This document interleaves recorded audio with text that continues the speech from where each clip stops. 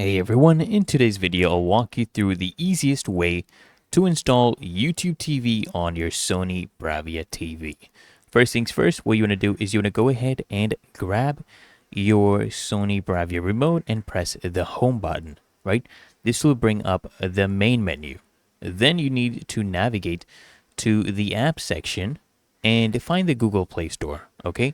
Open up the Play Store to browse the available apps. And once you are in the Play Store, you want to use the search bar to type in YouTube TV, okay? And then search for that. And you want to select the app from the search results. You just want to go ahead and click on install to begin downloading YouTube TV.